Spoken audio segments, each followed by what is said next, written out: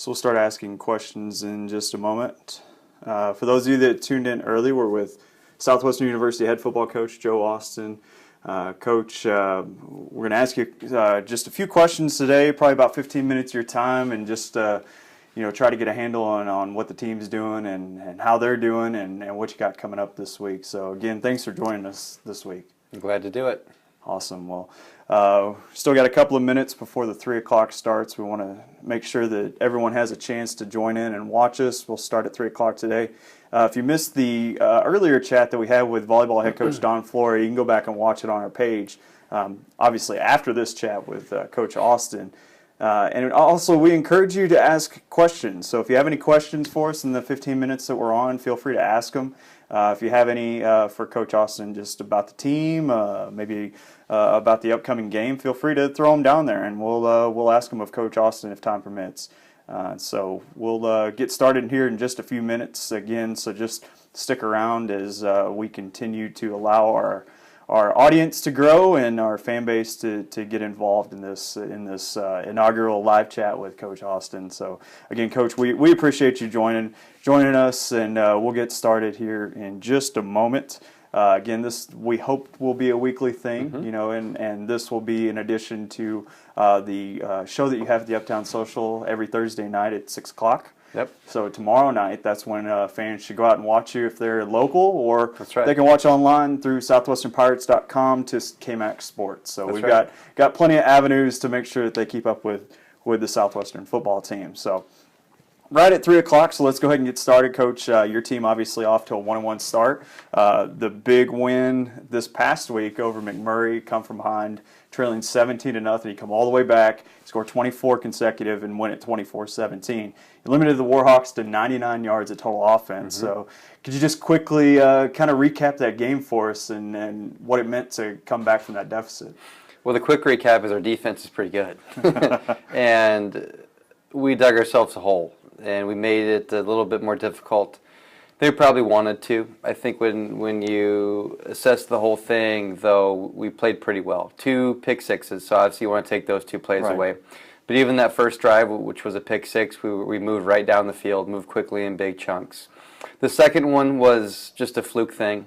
We didn't have our coverage, our protection and our routes matched quite perfect. We were on the same page. So that was kind of put that on the coaches more than any of the players with the second one.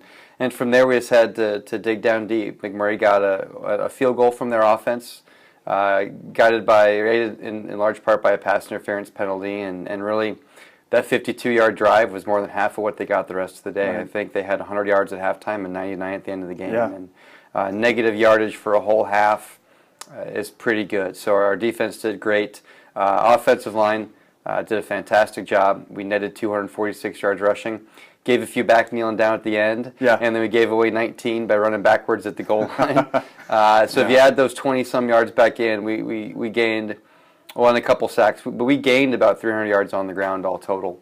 And we're pretty happy with how we're progressing on offense and defense. Good. Well, that's a good recap in the game against McMurray, and obviously you mentioned some of the key points that we're going to talk about. But from that game, you received multiple honors. Dylan Wilburn was named the SDAC Offensive Player of the Week. I wrote them down here to make sure I don't forget all of them. Addison Elliott was on the D3 Football Team of the Week. You probably could have inserted many more from that defensive line or even the defensive backfield or the middle layer, anywhere. You could have picked a lot of those players, and we nominated a lot of those players, and Addison Elliott just happened to fill that slot for us this week, and obviously the entire offensive line, which has to be a great relief to you to see that the rushing game, the offensive line able to gel this past week. Our offensive line may be the most improved unit. When you look at teams across the country, I mean, we've struggled up front. Everyone that watches it has known that that's been a slow developing position for us. And to get those guys going is really important. And those 5 that started the game got mentioned by name, but we also played 4 others. Yeah. So we're 9 strong right now as far as really strong co-starting contributors, guys that we look at as being our first group. And so that bodes well because not all those 9 are seniors. A good chunk of them are, but we're really building, and we like our freshman group now that no one knows their names yet, but they're going to be really, really good. So we're fast turning the offensive line into a strength of our football team. And obviously the runners and passers and catchers get most of the accolades. And Right. Dylan did a great job, but it's great to see the offensive line get mentioned also. And then looking at defense, it was nice for Addison to be the torchbearer for how great our Yeah. defense had played. Someone needed to get some Yeah. recognition out of that game, and so it was nice that Addison got it. And you look at the stats at the end of the game. I mean, it was pretty even spread as you look at where the tackles came from. So everyone stepped up. There were a lot of tackles for loss. Obviously, had a lot of sacks again. I think it was 5 in total. So that's 11 to the first 2 weeks. And you've got the bookends with Brandon Fleischman on one side, Justin Broussard on the other, and then Addison Elliott, one of the two defensive tackles. And so he comes up with the accolades this week. But it could, like you said, it could have been any of them. And then Dylan Wilburn, I think the easiest way to describe how he ran was almost like a wrecking ball. He was bouncing off of guys. We saw the game-winning touchdown was actually a broken tackle where he just kind of, like a pinball, Right. just rolling into the end zone. So it was pretty interesting to see him run and run hard as well. Dylan's a physical player, always has been, and when he's healthy, very tough to tackle, good speed, has all the tools. Catches the ball well, had a really key catch for us during the game. Very, very skilled, very well-rounded player. On defense, we're working to eliminate the very few weak links that we have, and so we feel pretty good about that. Our personnel is continuing to get better. We're still developing some players in some key spots. Well, that's what we're doing now. Is we're fine-tuning and we're getting to where we're just smoothing out any weak links that we may have. So with the defense holding McMurray to 99 yards, I mean, why do you think the defense has been so successful this year? They've been doing the same thing for 4 years. Moving Coach Ross, Tom Ross, to offense to fix our own line and help our offense get going doesn't mean we changed our defenses. Right. Coach Kriesel's been playing the same defense since he played at Augsburg. And then when Coach Ross was coaching him, and then he and Tom did it together in Stuttgart, Germany with the pro team, and they've been doing it here at Southwestern. So our coaches know it really well, but now our players know it really, really well. Yeah. And we don't do a lot. We tweak a little bit from week to week with some game plan things, but our players have been doing the same skills the entire time they're there. And so there's comfort and familiarity. And it's kind of like putting on the old cardigan, I guess, from Mr. Rogers. It's just comfy, and they slide right into it. And the game is slowed down for them. They really are comfortable with what they're doing, and they're very good at it. Well, we mentioned the defense, we mentioned the offensive line, and obviously the 246 yards of offense and everything, but there was one play that obviously we've highlighted it all week, but that catch by Dante Smith on the sideline, that gets you into scoring position to give the ball to Dylan Wilburn. How big was that catch? Huge. We scored too fast. I'm just kidding. in a tie game, you take it when you can get it. Yeah. But it was a great play. Kind of something we knew would be open, and we didn't have to throw the ball a whole lot because we were able to run the ball so effectively. But in a situation where we wanted to try to get a little bit of a chunk, there was still about 3.5 minutes left or so, but to gain a big chunk yardage is still okay in that situation. We pulled that out. Fred Hover made a really good pass, and then Dante made an exceptional catch.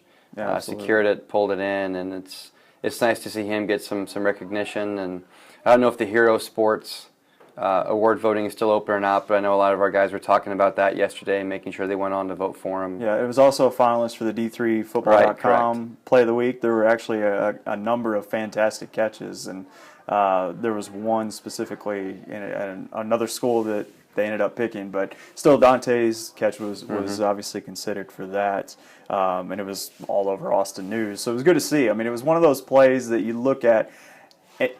It may not have been the defining moment in the game, but it was a heck of a catch. A heck of a catch. Yeah. Heck of a highlight. Yep. Dante's a skilled football player, and people that follow this know he started out being our quarterback for the first half of his freshman year, and he's settled in nicely into being a very good wide receiver. Great skills, and so it's a play that was a big play for us. Well, we do have our first question. It actually comes from another coach on staff, on the SU Pirates staff. Okay. That's Don Flora, who we just interviewed. He asked for you to share some more information on why the O-line has developed this well early in the season. Well, I think we're putting them in great positions. I think we've got their roles defined. I think we've got their skills defined to where they're able to be confident in what they're doing. I think they've got a better feel for where to go and what to do. So I think it's a two-part thing. Right. Again, their fundamental skills have gotten a lot better. I think we've coached that really well. I think we've developed drills to really get them to be in the right position. I think the second part now is they know who to block. They're not looking around and guessing. They've got a really good handle for our schemes, and then they're really well prepared for our opponents. They're not surprised with alignments or assignments anymore. And so those things go together. When you're better prepared and your skills are better, you're going to be more successful. And last year, obviously, we had a number of injuries on the offensive line, and there were guys being moved around. Noah Berlanga came over from the defensive side of the ball, and he's kind of been the anchor at center for you. I mean, can you talk a little bit about how he's developed as an offensive lineman for you? For sure. And that kind of ties into, I guess, part 3 of the answer is they're a year older and a year stronger. Of course. And that's big. We started 5 different guys in the first 5 games at center. Yeah. And then since then, Noah's started every game since. And so Noah's been unselfish. Yeah. I think, in his heart of hearts, he would love to be a defensive lineman. Offensive center fits him better. That's really a great place for him to play. Stability there has been key. He came over and enabled us to be stable the whole second half of last season, and then to know that we've got some stability there this year is important. We're playing more guys now because more guys are ready to play, not because we're trying to find pieces and things here. It's good to be in a situation where you have 9 guys that you feel you can play. Great. And obviously, game coming up this week. It's another top 25 team. It's East Texas Baptist in Marshall, and they're number 18 in the nation right now. But just looking at what they did last week, obviously they're off to a great start as well. They're 2-0. They had an upset of Texas Lutheran, and then they defeated Southwestern Assemblies of God last week and rolled up these numbers that are just off the charts. 85 points and over 900 yards of total offense. So I'm not going to ask you how you're going to stop these guys. We don't really want to break down your game plan, but just how do you think your defense lines up against East Texas Baptist from what you know? I think it's a good matchup for us. It's really schematically and structurally a game that our defense should be in a good position on. If you've watched Baylor play football, you've watched their offense. So they're going to have 6, 7 players in the box to try to run the ball with, and they're going to have 2 or 3 wide receivers split out, and they're going to throw the ball deep about every 5th or 6th play. It's the same thing what Baylor does, the same exact schemes. I'm pretty sure that their coaches have probably studied from Baylor. And so what we do is we play man coverage, and we think we can cover their wide receivers, which allows us to be +1 in the box. We'll have 1 more defender to stop the run than they're going to have to block us. And that's, it's not breaking down the game plan, it's just telling you what our defense is. No, absolutely. We are a man coverage team, and that allows us to have players in the box to stop the run. And so, they know what we're going to do. Yeah. And we know what we're going to do, and whoever's going to be better. So it's going to be a really fun matchup. Yeah. And they're going to make some plays. They're going to complete a couple passes. It's tough to play man coverage I'm sure they're going to try to get 80, 90, 100 snaps in. And so they're going to complete 1 or 2. And they may out-leverage us and hit a run or 2. It's just going to be a battle of attrition, so to speak, of who can be consistent over the whole course of the game. Last year we had a few cracks. They broke a late run, a 70-some yard run late, after we really stopped up their run game pretty well. Yeah. So it's just the same matchups and the same thing from a year ago. We'll put our best cover guys on their best wide receivers, and we'll keep as many guys close to the ball for the running game as possible. Well, I would categorize last year's game as a shootout here in Georgetown. It was a 46-37 decision. ETBU came out on top, but that was one heck of a game to watch. I'm sure, just looking at it, obviously for your offense, it was a good game just to getting 37 points on the board or whatever. You still come up short by 9 points, but still, that game itself, I mean, you got to be thinking going into this year, you got an older team, a more skilled team. You're probably thinking good things could happen this week. We feel good about it. Yeah. We missed an extra point earlier in the game, so it's 39-37 with 2:41 left, and we missed a 2-point conversion to tie it. You'd love to be able to just kick a PAT there. So after our onside kick we didn't recover, they scored on a short field. We were kind of deflated. You hate to say it, but we were. It was kind of a letdown score. So we were right there with them through the whole game. And the year before, we cut a big gap on them. The first year we played them, they were just way bigger, faster, stronger than us. We competed with them well our second year, and then we felt disappointed to not get the victory our third year. So I think our players are going to feel confident and feel good about their chances. this is the first road game of the season. First two have been at home. So do you have to do anything extra special this week to get your team focused to go on the road? No, because they have a college football environment. Some places you go, there's just different environments, Right. and everybody knows what I'm talking about. You've been to really good environments on road games, and you've been to some that are just, not as good. It's one of the reasons why teams play really well when they come here. It's a football environment. It's a real stadium with real crowds, and so people are excited to play. At ETBU, they've got a good environment. They've got a great stadium. It's loud in there. They've got a great fan section, a student section of fans as well. So our guys will be into the game. It's going to be a great atmosphere. So knowing that, I'm not worried about it. I know they're up for the challenge. Our defense is just really excited to get out and play again. And our offense is getting charged up too because it did such a great job in the last 3 quarters of our last game. Well, I'll do one last call for questions. If you're watching live on the Facebook Live chat, go ahead and throw a question in there real quick. We've only got a couple moments left with Coach Austin.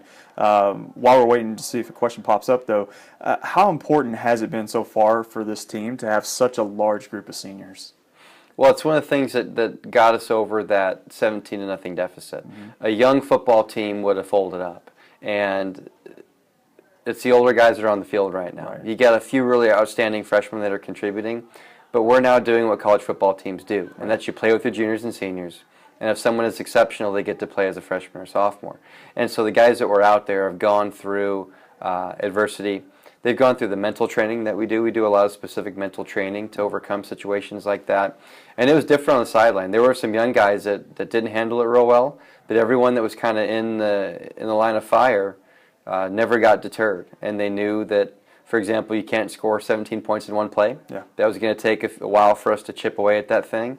And so everyone just stuck with it, and they did exactly like you'd hope them to be. And that ties into having so many seniors that you've had so long to train and so long to prepare for handling those adverse things. Sure. Well, Coach, we appreciate you joining us here today in this inaugural Facebook Live chat for yourself and the Southwestern football team. You can hear more from Coach Austin tomorrow night, 6 o'clock at the Uptown Social. That's Thursday if you're watching this on the archive at 6 p.m. And tell us a little bit more about what's going to happen in the show tomorrow. Sure. Addison Elliott is going to be our defensive guest, and John Bishop's going to be our offensive guest.